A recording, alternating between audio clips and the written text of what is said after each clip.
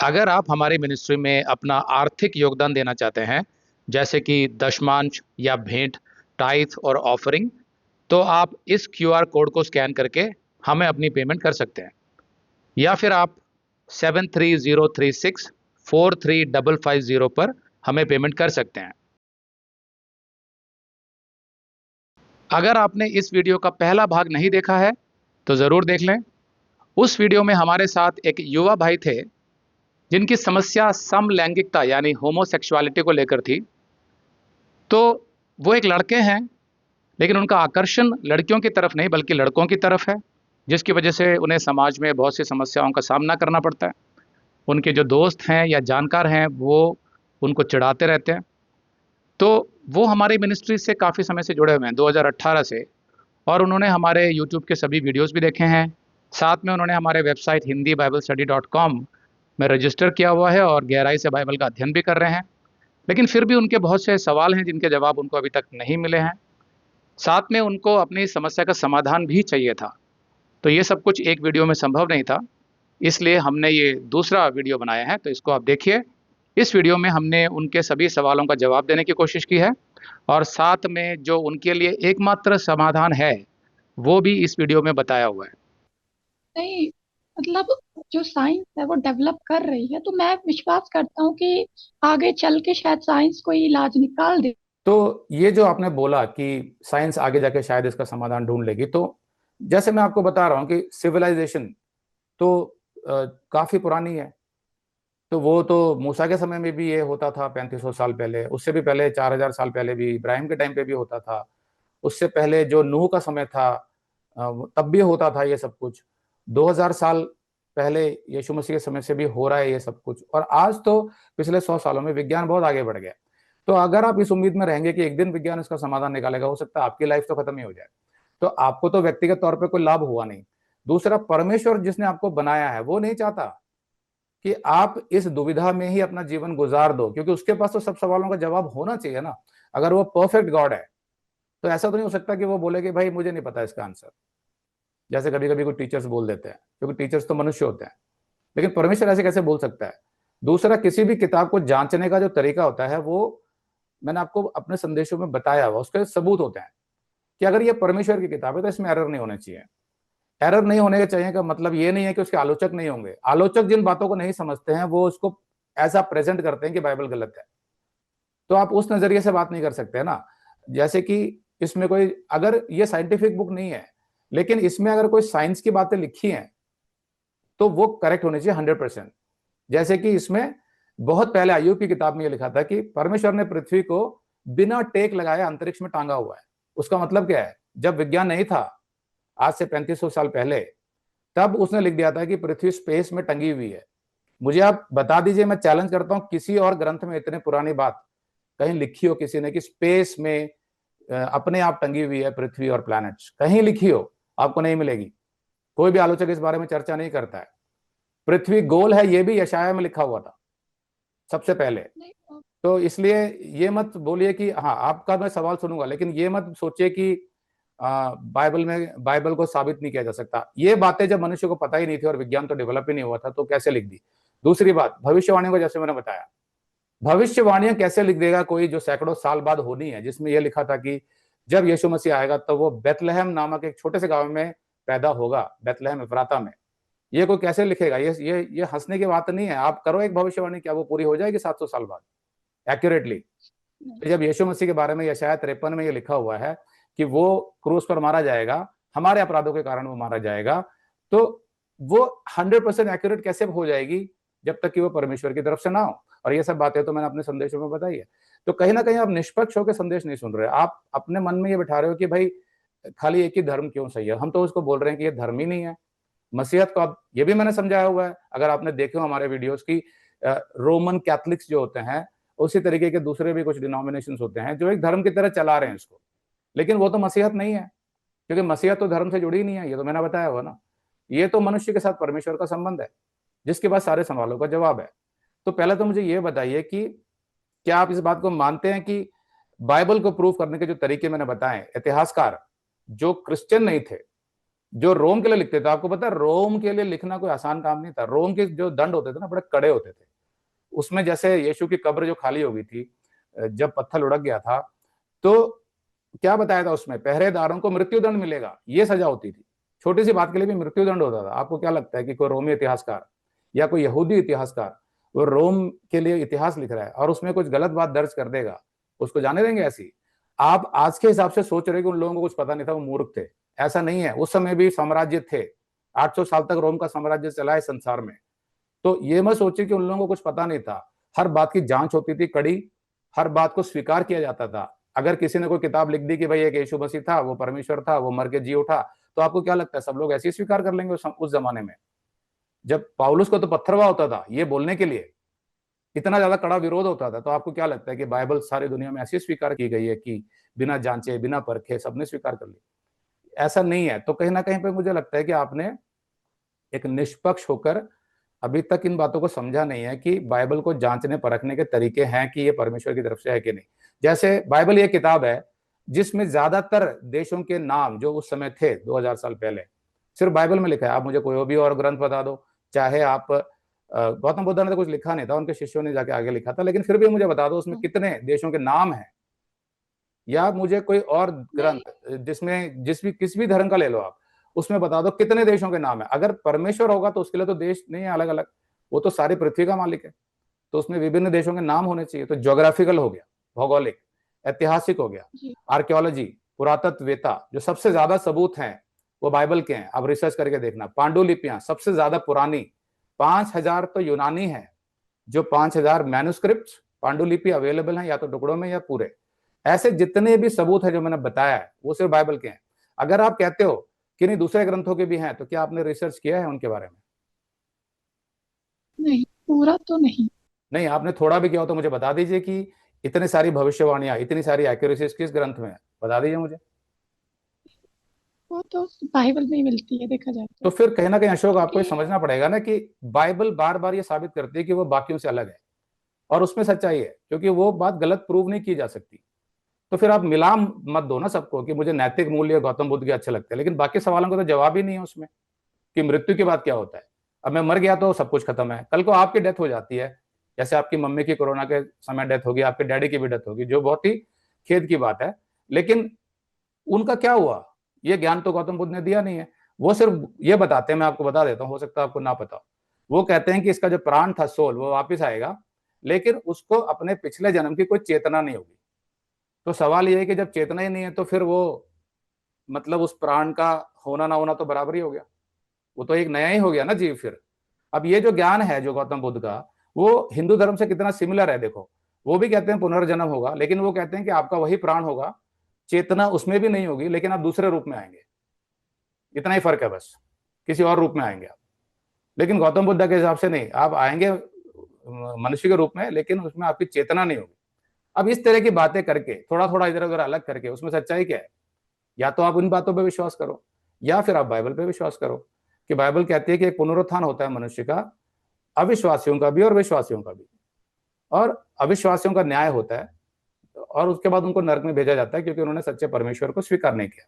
लेकिन जो विश्वासी होते हैं, जिनके पापों को क्षमा मिल गई, जिन्होंने सच्चे मन से अपने पापों की क्षमा मांगी और परमेश्वर के बताए मार्ग पर अपना जीवन समर्पित कर दिया, तो उनको परमेश्वर स्वर्ग में ले जाता है। तो मुझे आप ये बताओ कि क्या आपके जीवन में कोई पाप है इसके अलावा, जो इसको अगर मैं हटा देता हूँ? कैसे पाप? जैसे कि पाप तो है।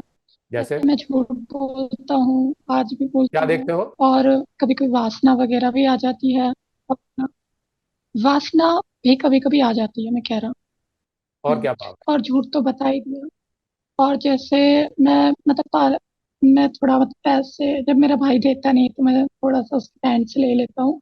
जब चोरी? मुझे जरूरत होती है वो देता नहीं, तो ये भी चोरी होती गलत है। है। ओके। हाँ, ठीक चोरी है। हुई। और हाँ। दूसरा ये भी है कि हाँ, वो बात ठीक है कि मेरे अंदर बुराई है, वो तुम बराबर मानते हो। इस बात के लिए मैं बाइबल को जरूर मानता हूँ कि पाप से तो कोई बचा नहीं है, मैं भी नहीं बचा हूँ, मेरे अंदर भी गुनाह है। ओके। और उस गुनाह की माफी परमेश्वर ही देंगे, ये भी तय है। कैसे? लेकिन ये भी है कि हाँ, अब इस सवाल में हर धर्म अलग हो जाता है। बाइबल अलग है इस मामले में, दूसरे हाँ। धर्म भी अलग है। अब तो ये बाइबल मैंने के अपने हिसाब से मैसेजेस तो में सिखाया हुआ माफी। है कि क्यों बाइबल की बात ज्यादा समझ में आती है, क्योंकि माफी सिर्फ इसलिए नहीं होनी चाहिए कि मैंने माफी मांगी, सच्चे दिल से ही मांगी, लेकिन माफी इसलिए भी होनी चाहिए कि उसमें न्याय भी होना चाहिए ना, किस न्याय के आधार पर आप क्षमा दे रहे हैं। अगर अगर कोर्ट में मुजरिम को दंडित नहीं किया जाता और उसे माफ कर दिया जाता तो क्या उसमें कोई न्याय होगा? और परमेश्वर के चरित्र में अगर न्याय नहीं है तब तो हमारा बड़ा प्रॉब्लम हो जाएगा, क्योंकि हमें नहीं पता कि कब क्या हो जाए, क्योंकि न्याय तो है नहीं उसके उसके अंदर। फिर वो अन्याय भी कर सकता है किसी के साथ भी। अगर उसमें न्याय है तो वो पापों की क्षमा के लिए भी न्याय की बात तो करेगा ना। और ये मैंने समझाया, वो जी। आप अच्छे से जानते हैं। देखिए, ज्ञान तो आपने बहुत सारा इकट्ठा कर लिया है, हमारे वीडियो से भी, वेबसाइट से भी और दूसरे जगहों से भी, लेकिन समस्या ये हो रही है कि आप अभी तक उनमें भेद नहीं कर पाए हैं कि कौन सा ज्ञान सही है कौन सा नहीं है। और वो इसलिए शायद नहीं कर पाए हैं क्योंकि अभी तक आपने जो मुख्य बात है कि आपके अंदर अगर पाप है तो आप उन पापों में जिए जा रहे हैं। मतलब पहले भी आप झूठ बोलते तो अब भी झूठ बोल रहे हैं, पहले भी आप अपने भाई की पैंट से पैसे निकालते थे तो अब भी निकालते हैं। तो आपने तो अपने अंदर ये कभी सोचा ही नहीं कि नहीं ये गलत है और मुझे सुधरना है, मुझे ठीक बनना है, अच्छा मनुष्य बनना है, ऐसा सोचा ही नहीं है। जब तक आप ऐसे सोचेंगे नहीं तो परमेश्वर आपको मिलेगा भी नहीं। जो मनुष्य अपने पापों से मन फिराकर यीशु मसीह से क्षमा मांगता है कि तूने मेरे पापों का दंड भुगत लिया है, तो तेरे को ही अधिकार है मेरे मेरे जीवन को संभालने का। मैं अपना जीवन तुझे देता हूं और बता कि तेरा रास्ता क्या है। जब तक आपने ये नहीं किया तो आपको पवित्र आत्मा तो मिला ही नहीं परमेश्वर का, क्योंकि वो तो उसी को मिलता है ना जिसके पाप क्षमा हो जाते हैं और जिसको ये समझ में आ जाता है कि यीशु के अलावा कोई परमेश्वर नहीं है, उसी को परमेश्वर का आत्मा मिलता है। और जब परमेश्वर का आत्मा मिलता है तभी उस मनुष्य की कमियां दूर होती हैं। तो ये बात तो मैंने अपने हर मैसेज में बताई हुई है लगभग, नहीं बताई क्या? जी, तो पता ही क्या है। तो क्या आप उन बातों पर विश्वास नहीं करते हैं? क्या आप ये कहना चाहते हैं? पूरी तरह तो नहीं। क्या कारण है कि नहीं करते हैं? क्या पता चीज गलत बताई है उसमें? नहीं, बात तो कहीं ना कहीं सही है, लेकिन मुझे ऐसा लगता है कि ये जो आप कह रहे हो आप बाइबल के पर्सपेक्टिव से कह रहे हो। अब जरूरी नहीं है कि मैं बाइबल की पर्सपेक्टिव को मानूं। नहीं, मैं बाइबल की बात ही नहीं कर रहा हूं। मैं कह रहा हूं कि कोई आपके पैसे चुरा लेता तो क्या वो सही है? नहीं, वो तो गलत है। तो फिर मैं जो बात कर रहा हूं वो बाइबल की बात नहीं कर रहा हूं। मैं बोल रहा हूं जितनी भी पाप हैं, क्या उनमें से कोई भी पाप को आप कह सकते हो कि हाँ ये सही है, ये पाप नहीं है? नहीं। हाँ। तो सवाल यह है कि जब वो गलत ही है तो फिर बाइबल उन बातों के बारे में बात कर रही है, तो आपको बाइबल से इतना विरोध क्यों? आप क्यों नहीं स्वीकार करते? हाँ, बाइबल तो बिल्कुल सही बता रही है। आप मुझे ये बता दो कितने यूट्यूब चैनल हैं या जितने लोग गौतम बुद्धा को या बुद्ध से संबंधित जो चैनल देखते हैं उसमें कितने लोगों ने ये बताया है कि आज के समाज में जो गर्लफ्रेंड बॉयफ्रेंड बनाया जाता है ये गलत है? कितने लोगों ने बताया? नहीं, नहीं बताते। तो हम वो क्यों तो बताते हैं? सीधा, क्योंकि आप तो बाइबल को फॉलो करते हो और बाइबल में पाप है ये सब। नहीं, बाइबल को फॉलो करने की बात नहीं है।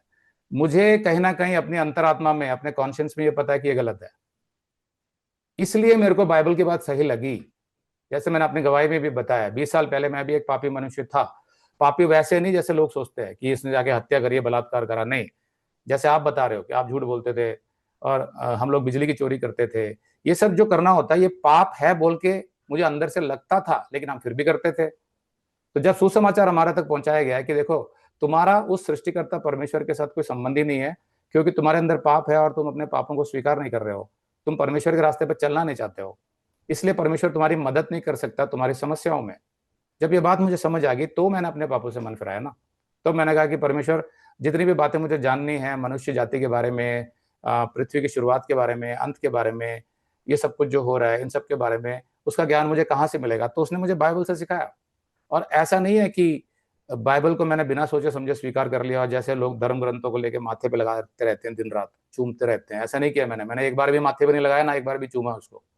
ये आपको मेरे संदेशों से पता होगा। मैंने सिर्फ उसमें लिखे हुए वचन जी। को समझा, ये तो सच बोल रहे हैं। और उससे मेरे जीवन में जो लाभ हुए, मेरी कमियों को दूर किया गया, परमेश्वर ने दूर किया उनको। मेरी जो तकलीफें थी उनका मुझे समाधान मिला बाइबल में। तब तो मैंने स्वीकार किया कि ये परमेश्वर की ओर से है। तो हम तो ये कहते हैं कि आपको जिस भी धर्म में शांति मिलती है, आपका समाधान निकल जाते हैं जीवन के, तो आप उसको फॉलो करो। मैं तो ये कहता ही नहीं, मैं तो कितनी बार बता चुका हूं ये बात। आप मुझ पर ये आरोप लगा रहे हैं कि भाई आप क्यों कह रहे हो कि एक ही धर्म सही है? तो वो आरोप मैं इसलिए स्वीकार नहीं कर सकता क्योंकि हम जब प्रचार के लिए जाते हैं हम कहते हैं कि भाई आप जिस धर्म से हो उसमें आपको शांति मिलती है, सारे सवालों के जवाब मिलते हैं, तो आप उसी में रहिए। मैं तो हमेशा कहता हूं, आपने सुना भी होगा ये मेरे जी। संदेशों में। तो यही बात मैं अभी भी कह रहा हूं कि अगर आपको लगता है कि आपकी समस्या का कोई समाधान है अन्य धर्म में या गौतम बुद्ध के पास, तो बेशक जाइए। हमारा उद्देश्य तो ये है कि आपकी समस्या का समाधान निकलना चाहिए। लेकिन अगर आपको उनमें समाधान नहीं मिल रहा अभी तक, तो मैं सिर्फ एक विकल्प दे रहा हूं आपको बाइबल के तौर पे, कि भाई बाइबल में क्या लिखा है, कि समाधान क्या है। उसको आप निष्पक्ष होकर सुन के अगर आप स्वीकार करना चाहते हैं तो आपकी इच्छा है, नहीं तो हम कोई दबाव थोड़ी डालेंगे आप पे, क्योंकि परमेश्वर पर विश्वास करना तो किसी दबाव से हो ही नहीं सकता, वो तो अपनी इच्छा से होता है। तो अभी जो मैं आपको बता रहा हूं वो ये है कि आपकी जो प्रॉब्लम है ये वाली, उसका समाधान समाज के पास भी नहीं है, विज्ञान के पास भी नहीं है। और अगर आपको लगता है कि किसी और ग्रंथ में इसका समाधान लिखा है तो बेशक आप वहां जाइए। लेकिन अगर आपको लगता है कि कोई समाधान नहीं लिखा है कहीं पर, तो मैं आपको बाइबल से बता सकता हूं कि क्या समाधान है। क्या आपको उसका समाधान चाहिए? जी। ओके, तो आप निष्पक्ष मन से, नम्र मन से सुनिए कि पाप पाप होता है। ये मत सोचिए कि अगर मैं ये पाप कर रहा हूं तो ज्यादा गंभीर पाप है, होमोसेक्सुअलिटी, समलैंगिकता का, और बाकी बाकी पाप हैं वो शायद इतने गंभीर नहीं है क्योंकि समाज उनको स्वीकृति देता है, हर कोई करता है। नहीं, परमेश्वर की नजर में जो आपकी समस्या है वो भी व्यभिचार है, एडल्ट्री। मैं जब समाज में जाता हूं, लोगों से पूछता हूं आपको पता है व्यभिचार का मतलब क्या है, उनको पता ही नहीं होता। जो पढ़े लिखे लोग हैं वो एडल्ट्री समझ जाते हैं, लेकिन हिंदी का शब्द जो व्यभिचार है वो किसी को नहीं पता। क्यों बाइबल सिखाती है कि व्यभिचार क्या होता है?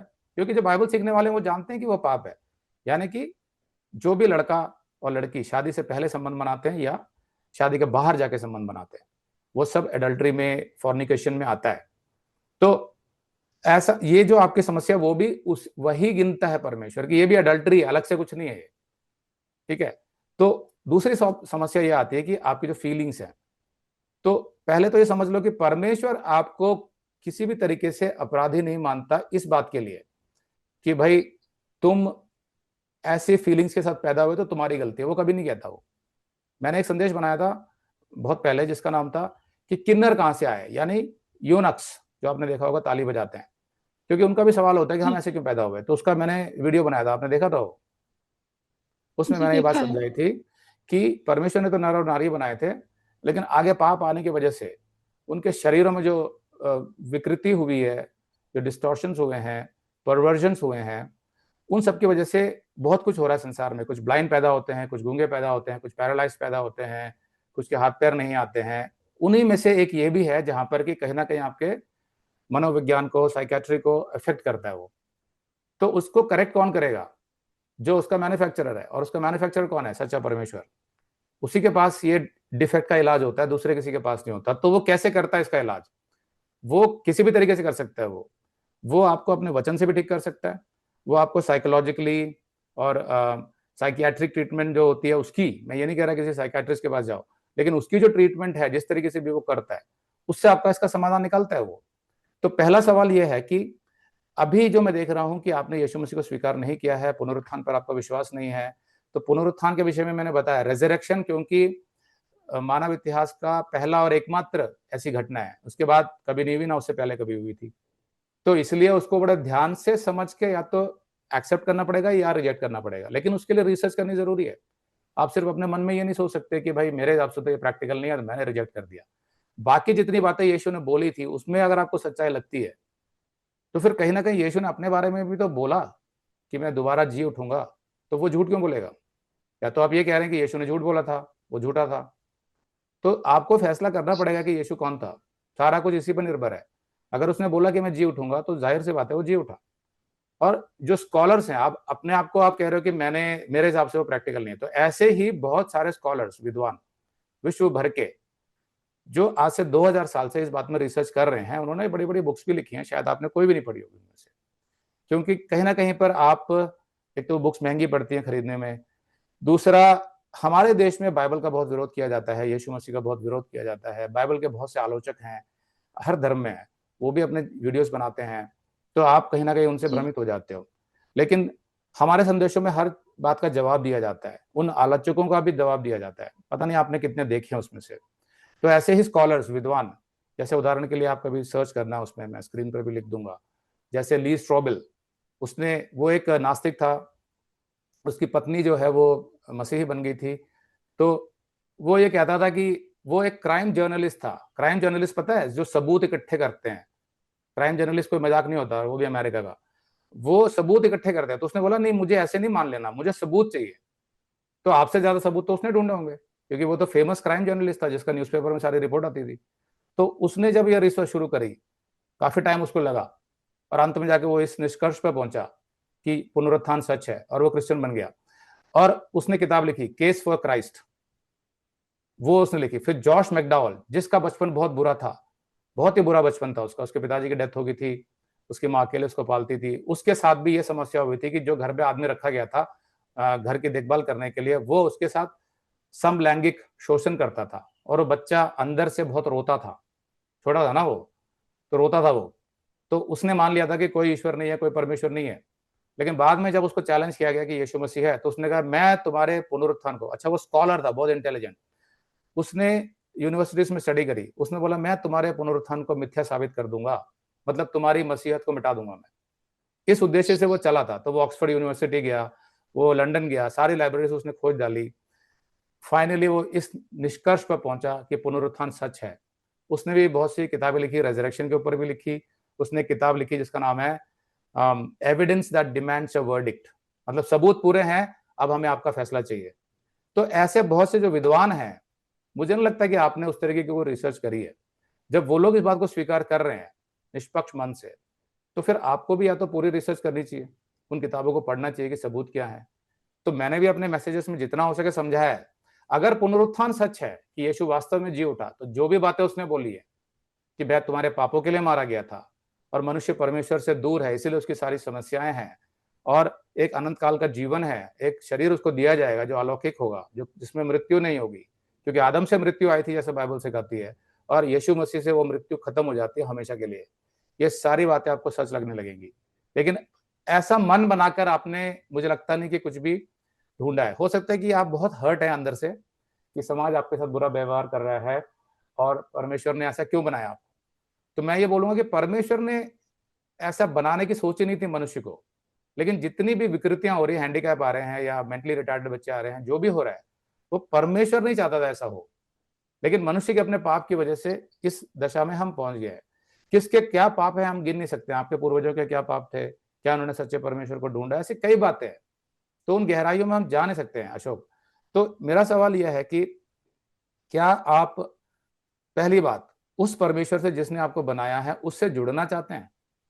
चाहता तो हूँ, उसका एक ही समाधान लेकिन है। मिलेगा। हाँ, मैं वही बता रहा हूं, हमको मिले तो आपको भी मिलेगा ना। उसका एक ही समाधान है, पहले अपने सारे पापों को याद करो कि मैंने झूठ बोला, चोरी करी, गुस्सा किया, कभी किसी को चीट किया, कुछ भी हो सकता है, एग्जाम में चीटिंग करी हो। मैं उन सारे पापों की क्षमा मांगना चाहता हूं। लेकिन इसमें स्माइल मत करो, ये गंभीरता से सुनो इस बात को। सबके अंदर पाप होते हैं, मैंने भी एक समय में क्षमा मांगी थी। तो उस समय आपको यह सोचना पड़ेगा कि मेरे पापों के लिए बलिदान कौन हुआ है। क्या वो अन्य धर्म का कोई भी देवी देवता या गुरु हुआ है, या फिर यीशु मसीह हुआ है? तो यीशु मसीह अगर खाली हुआ है तो जाहिर सी बात है कि वही मुझसे सबसे ज्यादा प्रेम करता है, क्योंकि उसने तो मेरे पापों के लिए दंड भुगता। इस मानसिकता से जब आप सच्चे हृदय से यीशु मसीह को बुलाओगे अपने जीवन में, तो वो आएगा, वो अपना पवित्र आत्मा आपको देगा, मतलब वो यीशु मसीह है, यीशु का आत्मा। जब वो आ जाएगा तो क्या लाभ होगा पता है? अगर समझ लो मनुष्य के अंदर कुछ कमियां हैं, तो परमेश्वर का आत्मा तो परमेश्वर ही है ना, स्वयं परमेश्वर होता है। तो परमेश्वर तो परफेक्ट है। जब वो परफेक्ट आ जाता है आपके अंदर, तो आपकी जितनी भी कमियां होती है उसको वो दूर करना शुरू कर देता है। वो आपकी सोच बदलना शुरू कर देता है, आपकी भावनाओं को बदलना शुरू कर देता है, आपकी फीलिंग्स को बदलना शुरू कर देता है, और धीरे धीरे करके अंदर से वो काम करता है। समझ रहे हो अशोक? ये कोई मजाक नहीं है, ये हम सबके साथ हुआ है। ये अन्य धर्मों में नहीं होगा, मैं गारंटी के साथ कहता हूँ, क्योंकि उनको पवित्र आत्मा नहीं मिलता है। परमेश्वर का आत्मा मिलने के बारे में किसी भी ग्रंथ में नहीं लिखा, ना गौतम बुद्धा ने बताया। सृष्टिकर्ता की आत्मा मिलना कोई मजाक नहीं है। वही करेक्शन कर सकता है हमारे अंदर आकर, अंदर से करेक्ट करता है हमें। तो उसमें सिर्फ एक ही पाप नहीं करेक्ट होता, उसमें फिर सारी बातें करेक्ट होनी शुरू हो जाती हैं।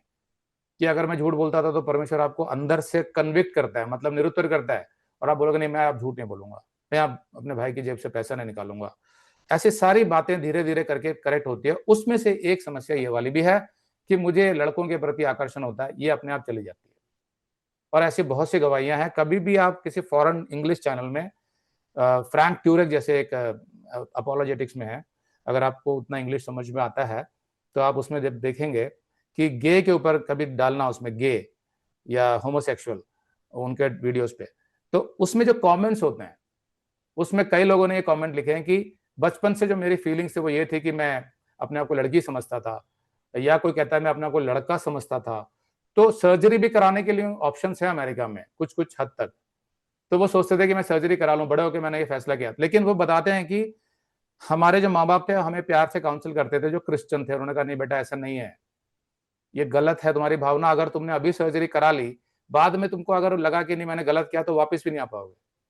तो वो लिखते हैं कि हम बहुत शुक्रगुजार हैं परमेश्वर का कि हमें ऐसे माँ बाप दिए जो क्रिश्चियन है, जिनको सच्चाई पता थी, उन्होंने हमें रोक के रखा, जिसकी वजह से आज हम बच गए, क्योंकि अब हमारे अंदर वो प्रॉब्लम ही नहीं है, अब हम नॉर्मल महसूस करते हैं। ये आपको कमेंट्स कहीं मिलेंगे उसमें, और ये मैंने तो लिखे नहीं है कमेंट्स, आप खुद पढ़ लेना उसको।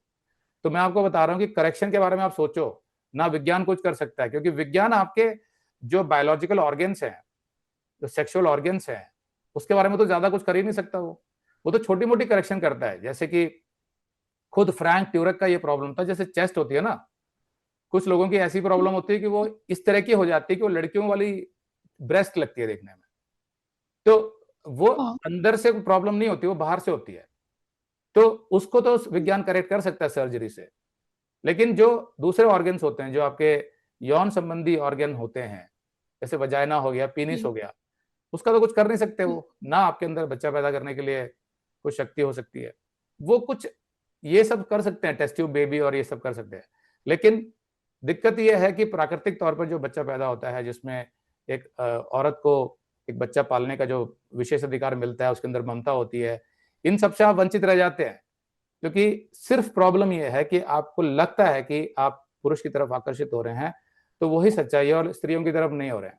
लेकिन मैं आपको बता रहा हूं, ये सिर्फ एक साइकोलॉजिकल प्रॉब्लम है, जिसको दूर करने के लिए परमेश्वर का आत्मा आपके अंदर होना चाहिए, जो आपको बुद्धि देगा और वो सारी करेक्शन करेगा। तो उसके तहत आपको धीरे धीरे लगने लगेगा कि नहीं, मुझे ये करना नहीं है। वो ऐसा नहीं कह रहा कि आपको कोई जोर लगाना पड़ेगा अपने ऊपर, रेस्ट्रिक्ट करना पड़ेगा, नहीं, आपके अंदर से वो फीलिंग चली जाएगी, क्योंकि आपके अंदर परमेश्वर रहता है, और वो उसने तो नर और नारी करके बनाया था। लेकिन आपको अपना जीवन समर्पित करना पड़ेगा यीशु मसीह को, जो सच्चा परमेश्वर है। साथ में मैं ये भी कहूंगा, अगर कोई और धर्म इसका समाधान निकालता तो बेशक उसमें भी जा सकते हैं आप। लेकिन हम तो जानते हैं अपने विश्वास के बारे में, जो हमने रिसर्च किया, हमने देखा, उसके आधार पर आपको बता रहे हैं कि यीशु मसीह के पास इसका समाधान है। लेकिन यीशु मसीह अभी आपके अंदर आया नहीं है, आपका संबंध बना नहीं है यीशु मसीह से। भले ही आपने हमारे सारे वीडियोस देख लिए, इंटेलिजेंटली आपने समझ लिया, लेकिन अभी तक मन से विश्वास नहीं किया है। ऐसे भी लोग होते हैं जो बाइबल को 5 बार पढ़ चुके होते हैं, लेकिन फिर भी वो यीशु मसीह पे विश्वास नहीं कर पाते। तो अशोक, यहाँ समस्या ये है कि आप अभी भी ये नहीं समझे हो कि मेरा परमेश्वर से संबंध नहीं बना, तो मैं करेक्शन करवाऊं किससे? फिर तो आप मनुष्यों पर डिपेंडेंट हो। अब मनुष्य तो हो सकता है गलत राय दे, सही राय दे। इसलिए बाइबल के बारे में अगर जानना तो हमारे चैनल, हमारे वेबसाइट से सीखिए, बजाय कि बार बार आप यहाँ जो यूट्यूबर चैनल्स होते हैं और जो व्हाट्सएप होते हैं, उन पे जो चलाया जाता है बाइबल के बारे में, वो तो जानबूझ के चलाया जाता है। क्योंकि आपको पता है हमारे यहाँ धर्मांतरण को लेकर कितना विवाद चलता है। तो वो उल्टे सीधे सवाल करते हैं। जो आप चैनल्स की बात कर रहे हैं, मैं जानता हूँ चैनल्स को, उसमें भी बाइबल के खिलाफ बोला जाता है और बुद्धिज्म को प्रमोट किया जाता है कि बुद्धिज्म जो है वो हिंदू धर्म से पहले था। अरे भाई, जब गौतम बुद्ध के डैडी जो थे, जो राजा थे, वो खुद ही हिंदू थे। ये जो बोलना कि वो पहले था बाद में था, पहली बात तो ये मायने नहीं रखता। सवाल ये है कि सच्चाई किसमें है। और मैं भी मानता हूं कि जो हिंदू धर्म है उसकी जो डेट बताते हैं कि ये बहुत पुरानी, ऐसा कुछ नहीं है। सबूतों के आधार पर तो कम से कम नहीं है, सबूतों के आधार पर तो बहुत बाद में आया है। ये तो मैं भी मानता हूँ, मेरा अपना रिसर्च है। लेकिन मुझे उसके लिए बहस करनी ही नहीं है, क्योंकि उससे क्या हो जाएगा? कोई पहले आया बाद में आया, वो तो बात की बात है। पहला सवाल ये कि क्या वो परमेश्वर की तरफ से है कि नहीं, ये मेरे लिए सवाल है ना। तो वो ना तो गौतम बुद्ध के उससे संतुष्ट होता हूं मैं, ना किसी और धर्म से होता हूं। मैं व्यक्तिगत तौर पर सिर्फ बाइबल से हुआ, क्योंकि मेरे सवालों के जवाब उसमें मिले। तो मेरे जीवन की समस्याएं मेरे लिए मैटर करती है ना। मेरे को इस बात से क्या फर्क पड़ता है कि कौन सा धर्म सही है? मैं बोलूंगा भाई, किस धर्म में मेरे समस्याओं का समाधान है, मेरी मानसिक प्रॉब्लम का समाधान, मेरी आर्थिक प्रॉब्लम का समाधान, मेरी शारीरिक प्रॉब्लम का समाधान किस धर्म में मिलता है मुझे, मैं तो उसमें जाऊंगा ना। तो उस आधार पर मेरे को बाइबल ही एक सच्चा ग्रंथ, परमेश्वर का वचन लगा, जैसा कि वो खुद बताया बाइबल में कि ये परमेश्वर की प्रेरणा से रचा गया है। उसके सारे सबूत तो बाइबल में भी मिल जाते हैं और बाहर के लोग जो राइटर्स थे, जो इतिहासकार थे, उसमें भी मिल जाते हैं। तो अब आप मुझे बताओ कि आप क्या करना चाहते हो। जैसा आपने बताया कि अगर मैं यीशु मसीह को एक्सेप्ट कर लेता हूँ दिल से, तो यीशु मसीह मुझे ठीक कर देंगे। तो लेकिन उसके लिए क्या करोगे आप, क्या करना पड़ेगा आपको? आपने जैसे बताया मुझे दिल खोलना पड़ेगा, परमेश्वर को ढूंढना पड़ेगा। नहीं तो कैसे जैसे मान ढूंढोगे? लो अभी यीशु मसीह, आपने जैसे पहले तरीका बताया अपने यूट्यूब में कि आप पहले खुद ही सच्चे परमेश्वर से को प्रार्थना कर लो कि परमेश्वर तू कौन है, तू क्या चाहता है मुझसे, तूने मुझे क्यों बनाया, अगर तू है तो मुझे बता। लेकिन ये जो आप कहते हो कि ऐसा होगा कि नहीं, वो मुझे मालूम नहीं ऐसा होगा, क्योंकि ये मतलब क्या बोलते हैं इसको, मतलब हमारी प्रार्थना वैसे पता नहीं जाती है कि नहीं कहीं ऊपर में, मुझे इस पर भी यकीन नहीं है प्रार्थना देखो कोई सुनता है भी कि नहीं अशोक, आप लेकिन। बहुत कंफ्यूज हो रहे हो। आज विज्ञान इतना विकसित हो चुका है कि आप यहाँ छोटा सा एक ब्लूटूथ डिवाइस रख के अमेरिका में बात कर सकते हो। वो आपकी आवाज सुन सकता है, आपका वीडियो भी देख सकता है, वो है कि नहीं? मनुष्य की जी। सीमित बुद्धि, अगर इतना विज्ञान है उसके अंदर, हाँ, तो क्या परमेश्वर जिसने सारे यूनिवर्स को बनाया है वो आपकी प्रार्थना नहीं सुन सकता? अगर वो न्याय करने वाला सच्चा परमेश्वर है तो क्या आपकी दुख तकलीफें नहीं सुनेगा वो? अगर वो दुख तकलीफें नहीं सुनता, नहीं समझता, तो फिर वो परमेश्वर ही कहाँ का हुआ? नहीं, आप ये तो सही कह रहे हो, वो सुन सकता है, वो सर्वशक्तिमान है। लेकिन ये भी है कि परमेश्वर पे जब मतलब परमेश्वर पे बात भी क्यों नहीं करता इंसानों से, सीधा मुंह पे क्यों नहीं जवाब देता। सुनो, जब यीशु मसीह आया था और उसने जो वचन सिखाया था, उसके साथ उसने चमत्कार भी किए थे, ऐसे ऐसे चमत्कार जो पहले किसी ने नहीं किए थे। उसने लाजर को 4 दिन बाद जिंदा किया था उसकी कब्र में से। उसने 5,000 लोगों को हवा में से रोटी और मछली खिलाई थी। ठीक है, ऐसे ऐसे चमत्कार। उसने कई बार मुर्दों को जीवित किया। ये सब होने के बाद भी और ये बताने के बाद भी कि मैं परमेश्वर हूं, तो लोगों ने स्वीकार क्यों नहीं किया? क्योंकि वो क्योंकि उनका दिल ही नहीं खुला था। Exactly exactly. तो दिल खुलना मतलब सच्चाई को स्वीकार करना होता है। उसके लिए परमेश्वर कैसे बोल रहा है ये मायने नहीं रखता। उस समय में यीशु मसीह आया था, उससे पहले यीशु मसीह नहीं आया था, भविष्यद्वक्ता थे वो, जो परमेश्वर का जी। संदेश लोगों तक पहुंचाते थे। फिर यीशु मसीह स्वयं आया। यीशु मसीह के बाद उसने हम जैसे प्रचारक रख दिए, तो उसमें क्या फर्क पड़ा? यीशु मसीह तो अपने एक सीमित समय के लिए आया था मनुष्य बन के, और उसने हमें किताब भी दे दी है और हमें प्रचारक भी दे दिए हैं जो सच्चे प्रचारक हैं। वो आपको यीशु मसीह का शब्द सुना रहे हैं। आपको तो ये ध्यान देखना है ना कि भाई उस शब्द में क्या है, वो क्या लिखा हुआ उस वचन में, उसमें सच्चाई है कि नहीं। अगर मेरी जगह यीशु मसीह स्वयं बोल रहा हो तो आप बोलोगे तब तो मैं स्वीकार कर लूंगा, लेकिन अगर जोसेफ पॉल बोल रहे हैं तो मैं नहीं करूंगा। इसका कोई मतलब नहीं है। जो लिखा हुआ है क्या वो आपको सच लग रहा है, वो मायने रखता है ना। तो वो सच्चाई जो स्वीकार करेगा वही तो यीशु मसीह को स्वीकार करेगा। क्योंकि यीशु ने कहा यूहन्ना 6:63 में कि मेरे जो वचन है वो जीवन है और आत्मा है, ये उसने बोला है। तो बाइबल की ये बातें जो है ना एकदम 100% सत्य हैं। अगर आपको इसका समाधान चाहिए तो मैंने बता दिया। तो अब आप बताओ कि जो अगर आपको कोई कहता है कि भाई मुझे यीशु मसीह को स्वीकार करना है, तो जल्दी से मुझे बताओ वो कैसे कर सकता है, क्योंकि आपको भी अभी करना है स्वीकार। कैसे होगा वो? पहली बात तो ये है कि मुझे मन खोलना पड़ेगा, उसके लिए मुझे क्या बोलते हैं, जैसे कि डाउट है यीशु मसीह के प्रति कि वो है कि नहीं सच, तो पहले मुझे देखना पड़ेगा कि यीशु मसीह सही है कि नहीं। तो उसके में थोड़ा सा रेजरेक्शन जैसा आपने कहा, उसके सबूत, क्योंकि आमतौर पे जो मसीहत है उसका जो स्टैंड है वो तो वही रेजरेक्शन ही है, क्योंकि आमतौर पे यीशु मसीह का पुनरुत्थान ये चीज साबित कर देता है कि यीशु मसीह सच है। अगर वो झूठा होते तो जिंदा ही नहीं होते। तो हम्म, आमतौर पे जैसा आपने अपने संदेशों में बताया भी है कि अगर एक क्रिश्चियन का पुनरुत्थान के प्रति ही विश्वास लुढ़क गया तो उसका पूरा विश्वास लुढ़क जाता है, जैसे लिखा भी है बाइबल में। हम्म, तो इस चीज को मुझे ऐसा लगता है कि शायद मुझे स्ट्रांग करने की जरूरत है, उसके लिए मुझे सबूत खुद से देखने चाहिए, ठीक खुद है। से मुझे करना चाहिए, तब जाके शायद मेरा विश्वास बैठ सकता है यीशु तो मसीह वो पे। सबूत कहाँ ढूंढोगे आप? जैसे कि अभी आपने बताया, मैं थोड़ा वो यूट्यूब में देखूंगा, गूगल पे सर्च करूंगा, नहीं, और मैं जितनी आपको बुक्स मैं हो आपको बुक्स दे सकती है तो दूंगा। मुझे लगता है। मैं आपको बुक्स का लिंक दे दूंगा, अगर आप कभी उसको खरीद सके तो अच्छी बात है। कुछ इंडियन पब्लिकेशन भी होती है, हो सकता है कि आप खरीद। कुछ का किंडल वर्जन मिल जाता है, किंडल आप डाउनलोड कर सकते हैं। अगर आपको नहीं आता तो हम आपको सिखा देंगे। नहीं तो यूट्यूब में है कि किंडल जी। कैसे डाउनलोड करना है, उसमें सस्ता पड़ता है, जी। वो आपके फ़ोन पे आ जाता है। वो है।